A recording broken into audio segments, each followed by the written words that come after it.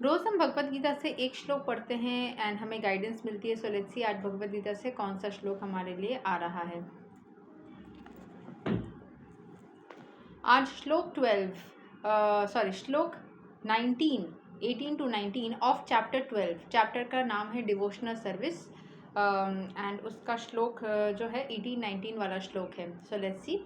समासत्रौ च मित्रे च तथा मनापमनायो शीतोष्ण सुखा दुःखेषु समः संगा विवर्जिता तुल्या निंदा स्तुतिर्मौनी संतुष्टो येना केनाचित् अनिकेतः स्थिरामतिर्भक्तिमन् मे प्रियो नराम्।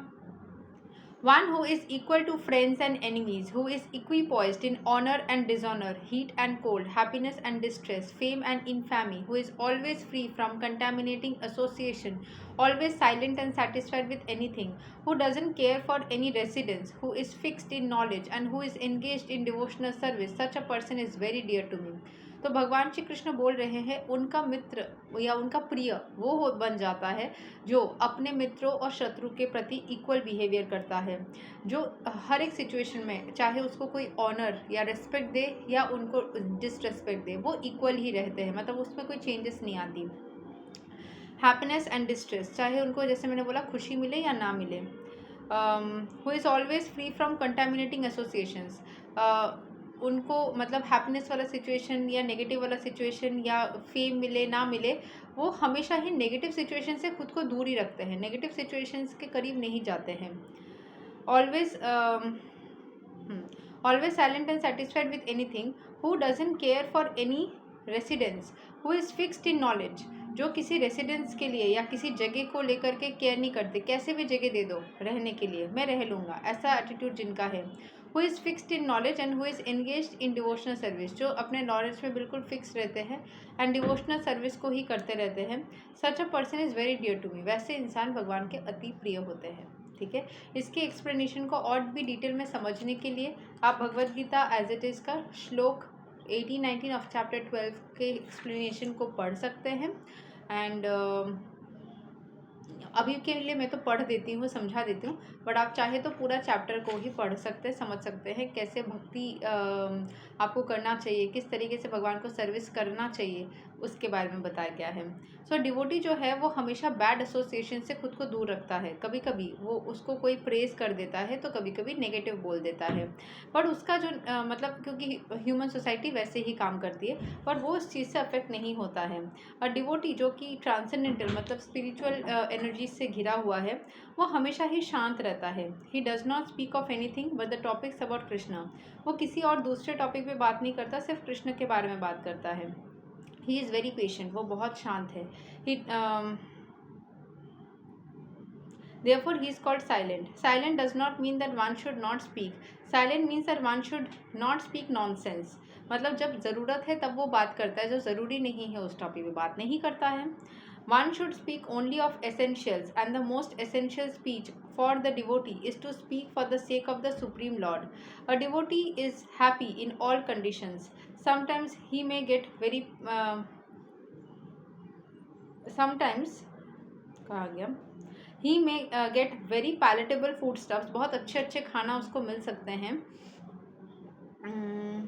Sometimes not but he satisfied, कभी कभी नहीं भी मिल सकता है पर वो हमेशा ही सेटिस्फाइड रहता है।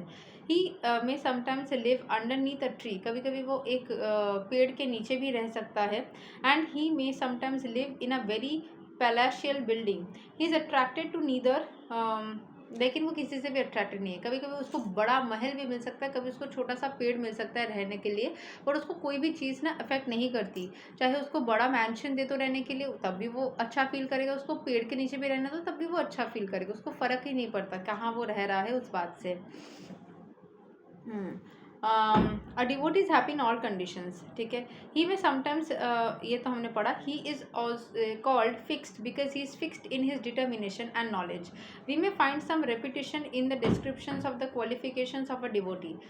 डिवोटी के बारे में जो बताया जा रहा है वो बार बार रिपीटेडली सेम कुछ टॉपिक हो सकता है रिपीट किया जा रहा है या बार बार बताया जा रहा है, ठीक है।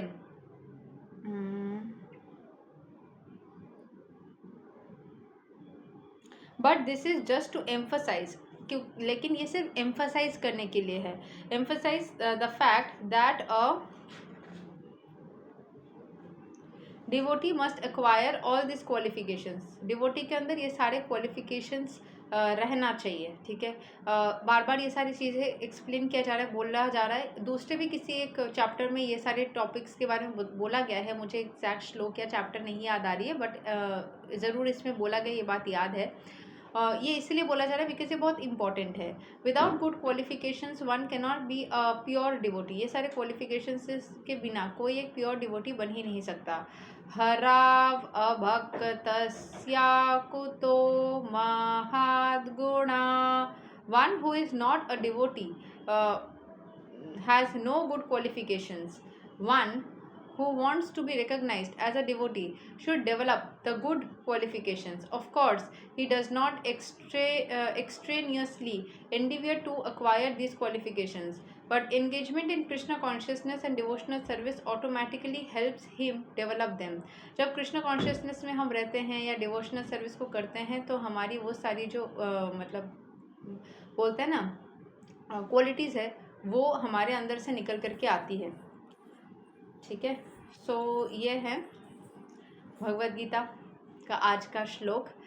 जितना ज़्यादा हम भक्ति करेंगे उतना ज़्यादा हमारे अंदर ह्यूमिलिटी बढ़ेगी, हमारे अंदर जो लोगों का वो रहता है ना कि मैं ही सबसे बढ़िया, वो एनर्जी से आप बचोगे और आप एक्चुअल में सही राह पे चलना स्टार्ट करोगे।